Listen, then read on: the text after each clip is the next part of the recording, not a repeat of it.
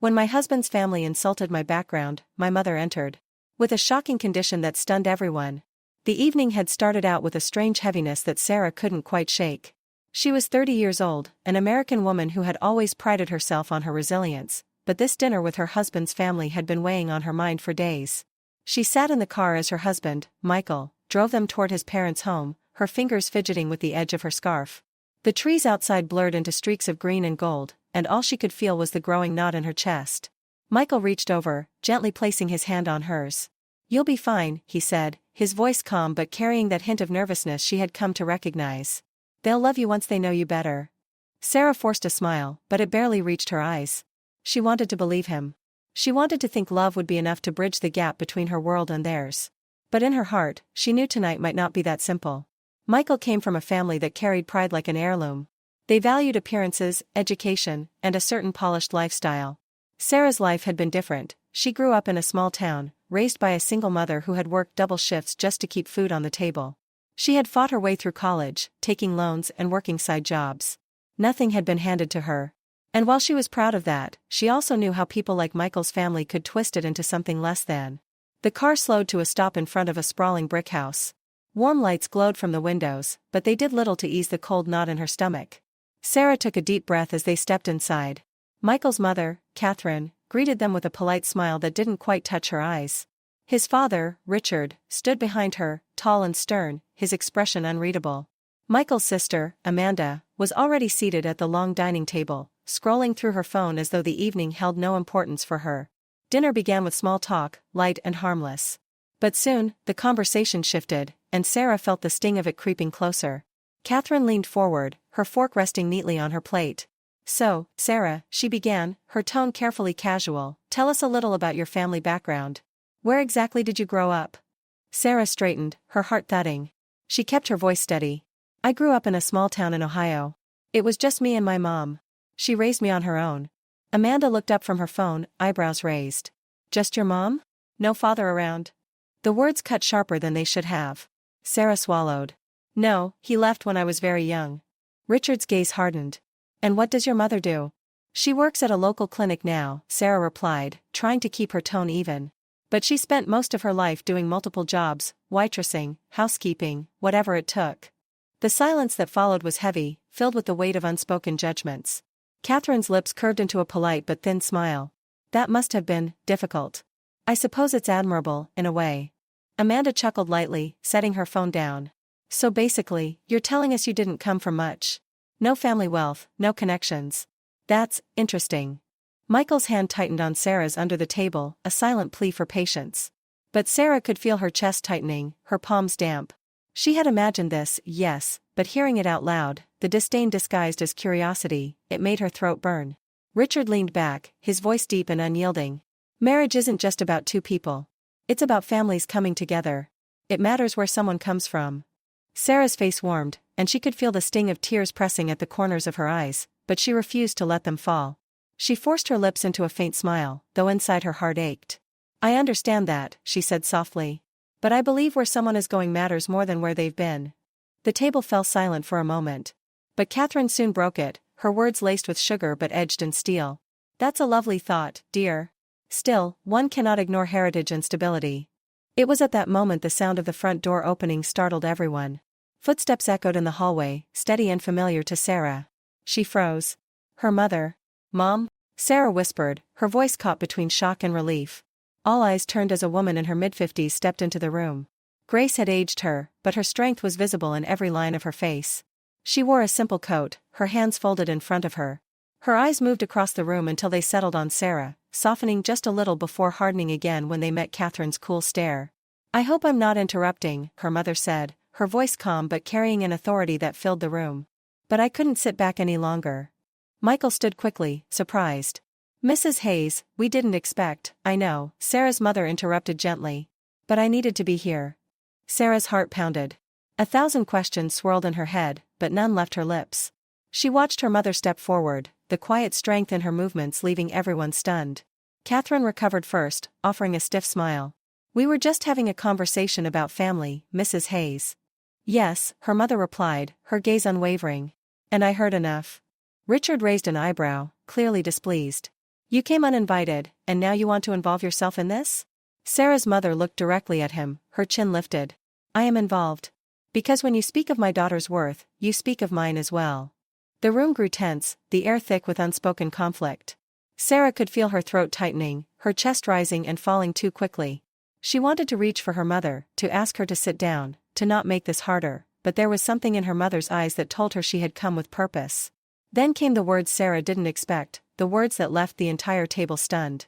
Her mother's voice lowered, but it carried an edge sharp enough to cut through the silence. If you want this marriage to continue, if you want my daughter to stay in this family, I have a condition. Every head turned toward her, the weight of her statement crashing into the room like a storm. Catherine's face stiffened, Richard's eyes narrowed, Amanda's smirk disappeared. Even Michael looked frozen, his hand slipping away from Sarah's as he tried to process what had just been said. Sarah's breath caught.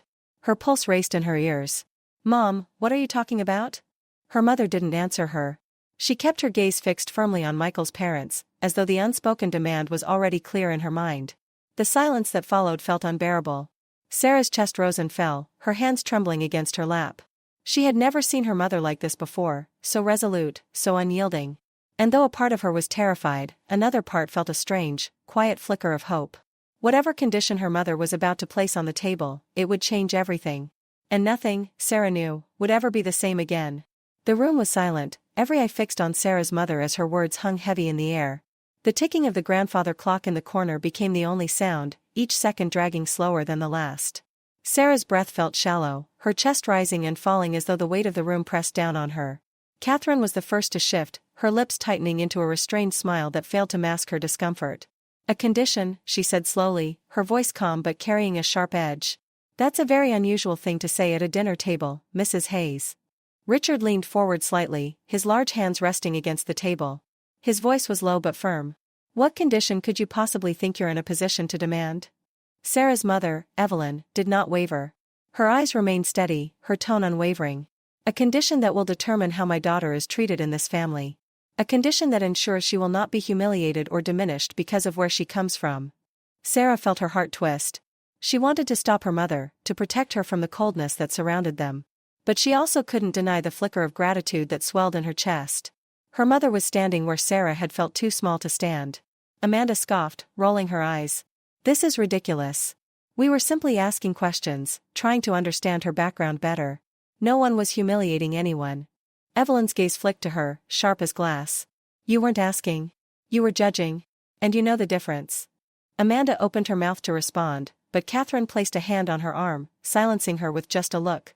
Then Catherine turned back to Evelyn, her expression composed but her voice colder now. You seem to misunderstand, Mrs. Hayes. We are Michael's family. We have every right to understand who he has chosen to marry. If you view that as judgment, perhaps that says more about your insecurities than our intentions. Sarah's pulse quickened. Her stomach turned, but Evelyn didn't flinch. You're wrong, she said calmly. And my condition is this: you will respect my daughter as your equal. You will not belittle her past, her upbringing, or the sacrifices she has made. Because if you cannot do that, then I will not allow her to remain tied to this house, no matter how much she loves your son. The words struck like lightning. Sarah gasped, her eyes widening as she looked at her mother. Mom, she whispered, her voice trembling. What are you saying? Michael sat frozen, his hand half raised as though he wanted to stop the storm but didn't know how. His face was pale, his lips pressed tightly together. He turned to his mother, then to his father, and finally to Sarah, his eyes filled with conflict. Richard's jaw tightened, his voice sharp. You have no authority here. Your daughter is an adult, she makes her own choices. You cannot dictate terms in my house. Evelyn's chin lifted slightly, her voice quiet but unyielding. A mother's authority is not about dictating. It's about protecting. And I will protect her, even if it means walking away from this table. The weight of her words filled the room like smoke, suffocating, unavoidable. Sarah's throat burned, her hands shaking as she stared down at her plate. She wanted to cry out, to ask her mother to stop, but deep inside, a part of her felt a warmth she hadn't expected. For years, she had carried the shame of being looked down on, the whispers about her background. And now, her mother was cutting through that shame with a blade of truth. Catherine's voice softened, though the tension in her eyes betrayed her. Mrs. Hayes, no one here wishes to belittle your daughter. But surely you understand that families of different standings have concerns. We want to ensure our son is making a wise choice. We want stability for him. Sarah's hands clenched. She wanted to scream that she was stability, that she had fought for everything she had, that love was more stable than money ever could be.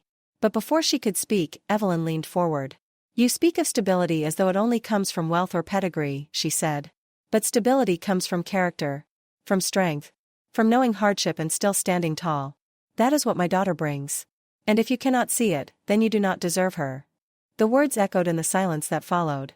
Catherine's lips parted slightly, her expression faltering for the first time. Amanda shifted uncomfortably, glancing between her parents and her brother. Richard's eyes narrowed, but even he seemed caught off guard by the firmness in Evelyn's tone. Michael finally found his voice. "Mom, Dad," he said, his voice strained, "this isn't fair. You're judging Sarah for things she couldn't control. She is the woman I love, the woman I chose. That should be enough." But his words seemed to bounce against the walls of the room, too soft to cut through the weight of judgment still hanging in the air.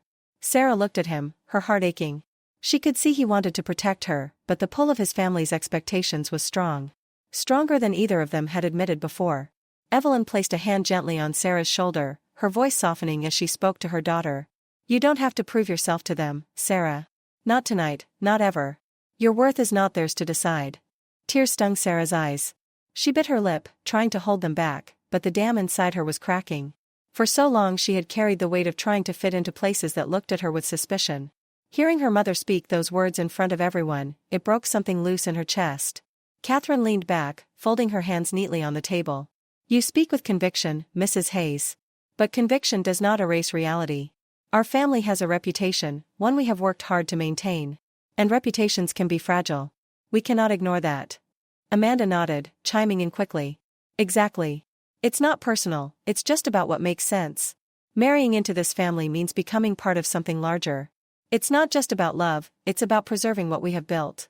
Sarah finally lifted her head, her voice trembling but filled with a quiet force. "And what about what I've built?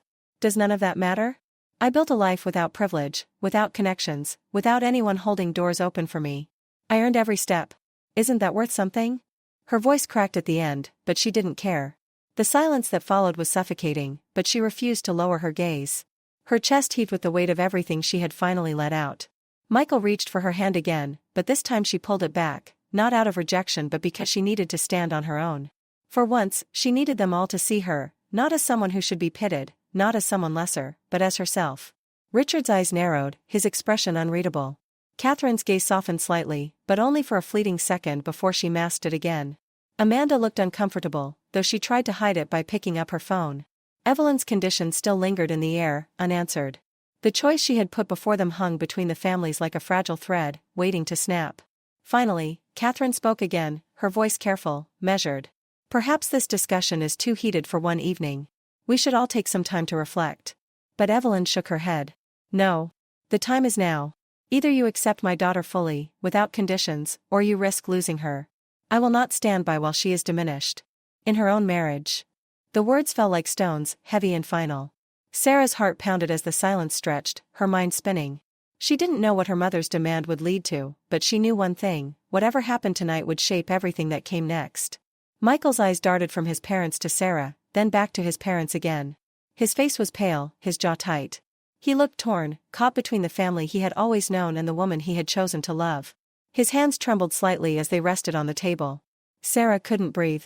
She waited, her whole body tense, as though the next words spoken in this room would decide the rest of her life. Evelyn's hand was still steady on her shoulder, grounding her, protecting her. But Sarah knew that what came next was beyond her mother's control. And in that moment, Sarah realized something she hadn't before: the true test wasn't just her mother standing for her. It was whether Michael would stand with her too. The air thickened with tension, every second dragging like an eternity. No one moved. No one spoke. And yet Sarah felt the walls of the house closing in, as if this home was deciding whether to open its doors to her or lock her out forever. The air was so thick with tension that even the faint clinking of cutlery in the kitchen seemed intrusive. Sarah's hands lay stiffly in her lap, her nails digging into her palms as she tried to keep her breathing steady. She had never felt so exposed, every part of her being weighed and measured in the silence of her husband's family home. The words of her mother still echoed in her ears, strong and immovable, and yet Sarah could not escape the thought that those words had set off something that could not be undone. Michael finally broke the silence, his voice trembling as he spoke. "This isn't a decision that should be forced in a single moment," he said, looking first at his parents, then at Sarah. "This is my marriage, my life. I chose Sarah because I love her, not because of her background, not because of what she can offer in terms of appearances. Love should be the foundation here. His voice cracked slightly on the last word, and Sarah turned to look at him. She could see the pain in his face, the tightness in his jaw, the way his hand gripped the edge of the table as though it were the only thing keeping him steady. He was trying, she thought. He was trying to defend her, but there was still a hesitation in his tone that left her heart unsettled. Catherine's face remained composed, her features schooled into a mask of quiet disapproval. She leaned back in her chair, her fingers laced neatly in front of her. Michael, no one here denies that you love her. But marriage is not only about love. It's about unity, reputation, and the future. We cannot ignore that. Richard gave a small nod, his deep voice resonating in the heavy air. Your mother is right. You cannot build a lasting home on love alone. What happens when challenges come? What happens when her past follows her into our future? Sarah's chest tightened at his words. Past. The word rang like a condemnation. She clenched her hands tighter, fighting back the heat that burned in her eyes. She had never hidden her past, never been ashamed of it. Yet here it was being used like a weapon against her.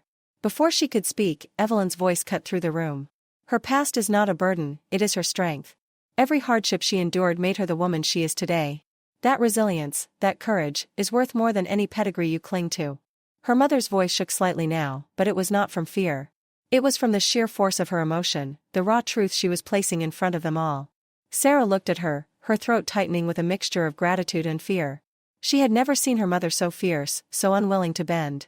Amanda shifted in her chair, letting out a sharp sigh. This is exhausting. No one is saying Sarah isn't strong or that she isn't a decent person. But you have to be realistic. Our family has a standard. We've always surrounded ourselves with people who fit into a certain circle, people who belong. The word struck Sarah like a slap. Belong? As if she was some outsider trying to sneak into a world that wasn't meant for her. She looked down at her hands, her nails leaving half-moon marks on her skin. Her breathing grew unsteady, but Evelyn reached over, placing a hand gently over her daughter's. That single touch was enough to anchor her. You don't get to decide where my daughter belongs, Evelyn said firmly, her eyes never leaving Amanda. She belongs wherever love and respect are present. And if she doesn't receive that here, then perhaps this isn't where she should be. Michael swallowed hard, his eyes darting between his mother, his father, his sister, and his wife. He looked trapped, torn between the woman he loved and the family that had shaped him. His voice cracked as he spoke again. Can't you all see? This is exactly why Sarah feels unwelcome. You keep reducing her to what she doesn't have, instead of seeing what she is. Don't you realize how much this hurts her? For a moment, there was silence again. Catherine's gaze softened slightly, but only for a fleeting second before her composure returned. Richard's jaw tightened, his eyes narrowing as if weighing the weight of Michael's words. Amanda looked away, suddenly absorbed in the phone she had picked up again, her fingers tapping nervously at the screen. Sarah finally spoke, her voice low but trembling with suppressed pain. I never asked to be measured against your wealth or your reputation. I came here because I love your son. I thought love would be enough. But every word tonight has made me feel like I'll never be good enough for this family. Her voice cracked, and tears stung her eyes despite her desperate attempts to hold them back. She brushed them quickly away, not wanting to show weakness, but the weight of the moment was too much. The silence that followed was unbearable. Evelyn squeezed her hand tighter. You are enough, she whispered, loud enough for everyone at the table to hear. You always have been. Michael reached out again, this time his hand landing firmly over hers. His grip was strong, steady, as if to say he was finally certain. She is my wife, he said firmly, his voice steadier now. And if you can't accept her, then you are not accepting me. The words hung in the air, sharp and final. Catherine flinched slightly, her composure slipping just enough for Sarah to see the crack beneath. Richard leaned back, his face stern but uncertain, as though this was not the reaction he had expected from his son. Amanda shifted uncomfortably, for once at a loss for words. Sarah's chest tightened as she listened, her heart swelling with both fear and relief. For so long she had worried about where Michael stood, whether he would be strong enough to push back against his family's expectations. Hearing him now, she realized he was fighting for her. Finally, truly fighting. But the battle was far from over. Catherine's voice returned, calm but steely. Michael, don't force us into a corner. We only want what's best for you. Families can fracture over choices like this. Do you want to put us all in a position where we cannot move forward? Her words were heavy, filled with both warning and plea. Sarah's heart clenched. She could see what Catherine was doing, trying to make Michael choose, framing his love as a threat to the family's unity. Evelyn's hand squeezed tighter around Sarah's. He shouldn't have to choose. If this family truly loves him, they should love the woman he loves as well. That is how unity is built. The silence that followed was thick, broken only by the faint hum of the refrigerator in the background. Sarah's breath came unevenly, her chest rising and falling as she waited for someone to speak, for someone to decide what came next. Her eyes darted between Michael's parents, searching for some crack in their armor, some sign that they might relent. But their faces remained unreadable. Michael spoke again, his voice breaking slightly this time. "Mom, Dad, please. I love her. Isn't that enough?" Catherine looked at him, her eyes softer now, almost mournful. Richard's expression remained firm, but there was a flicker of hesitation in his gaze.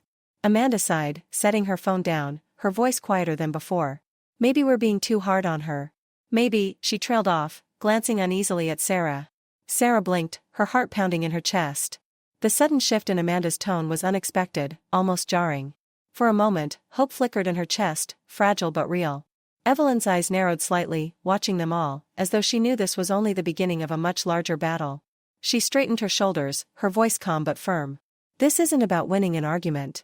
This is about respect. And until you can look at my daughter and see her worth, we cannot pretend this is a family she belongs to." Sarah's throat tightened as she heard her mother's words. She knew this night was far from over. The condition her mother had placed was still standing in the room like an unyielding wall.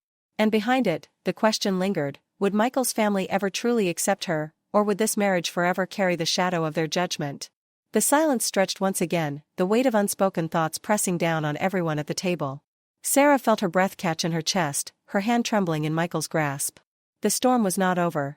It was only beginning.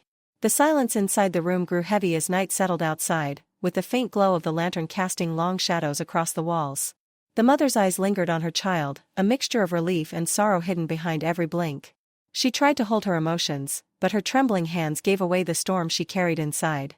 Her child, sensing something unspoken, reached out to hold her hand tightly. The warmth of that small palm resting in hers made her heart ache in ways she could not put into words. She forced a smile, whispering promises of tomorrow, of laughter, of a life still waiting to be lived. But deep inside, she knew those promises were fragile, hanging on threads too thin to last. She didn't want the child to feel the weight of her suffering, nor the fear that grew larger with each passing day. She wanted the memory to be filled with her strength, not her weakness, and so she tried to hide the pain that surged through her body. The child, however, had a heart too pure to be fooled by pretenses.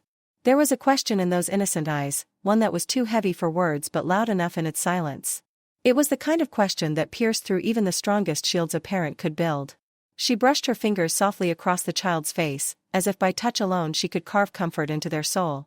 The night deepened, and with it came the sounds of life outside the window, distant laughter from a neighbor's home, the faint barking of dogs, the rustle of wind in the trees. Each sound reminded her of the life continuing all around them, a life she longed to remain part of. She closed her eyes for a moment, listening to it all, absorbing it as if it were her last chance. Every detail became a treasure, every breath a gift. Her child curled closer, resting against her side. The simple weight of that closeness filled the room with a peace she had not felt in months. For a while, the pain eased, as if love itself was stronger than the illness that gripped her. She let herself believe, even if only for that moment, that everything would be fine, that tomorrow would come with sunlight and laughter, and that nothing could separate her from her child. Morning broke slowly, with the first light of dawn painting the room in pale gold. She opened her eyes and saw her child still sleeping, face softened in dreams. She reached to tuck a stray strand of hair behind the small ear, smiling faintly through the ache in her chest. She whispered a silent prayer, not for herself, but for the child's future, for the strength to live fully even if she could no longer guide every step.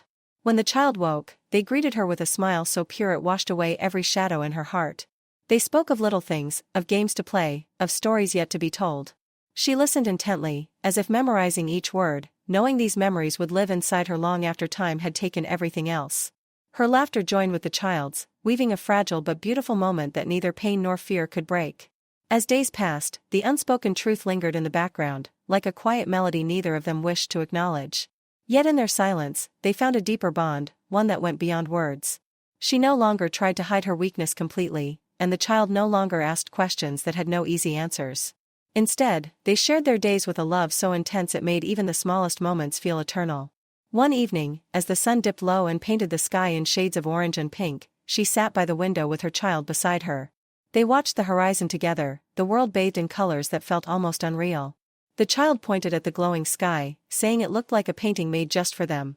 She smiled softly, nodding, her heart swelling with both joy and sorrow. She knew these sunsets would remain etched in her child's memory long after she was gone. She turned to the child, her voice gentle yet steady, and spoke of the importance of kindness, of holding on to love even in the hardest of times. She spoke of courage, of standing tall no matter how heavy the storm. She told stories of her own childhood, of dreams and mistakes, of lessons learned through struggle. And though the child was young, every word was received with a seriousness beyond years, as if their soul knew how precious these moments truly were. The nights grew quieter, but not empty. Each silence was filled with the rhythm of breathing, with the soft beating of two hearts in harmony. Sometimes they spoke, sometimes they simply sat together, finding comfort in presence alone. The illness, though heavy, could not erase the tenderness of those days, could not steal the light that lived in the bond they shared. When the final days approached, she did not meet them with fear. She met them with the strength of a mother's love, with the peace of knowing she had given everything she could. She looked into her child's eyes and saw not just innocence, but resilience, a reflection of her own spirit passed down in quiet ways. She smiled, even as her body grew weaker, because she knew love was something that would not die with her. The child held her hand tightly, refusing to let go, whispering promises of their own, that they would be strong, that they would remember her always, that they would carry her love wherever life led them. Tears flowed freely, but within those tears was a promise of survival, of living fully in her honor. And so, as the world outside continued its endless rhythm, their story reached a place of tender quiet. Not an end, but a continuation written in memories, in love, in every heartbeat that would carry her presence forward. She closed her eyes, not in defeat, but in peace, knowing she had left behind a love that no darkness could erase. The child looked at her, their heart aching but also glowing with the warmth she had given. And in that moment, though sorrow lingered, there was also a strange kind of beauty, an understanding that even in loss, love remains, shaping the path ahead. Their story did not end. It lived on, carried in the quiet strength of a child forever changed by a mother's love, and in the eternal bond that no distance, no time, could ever break.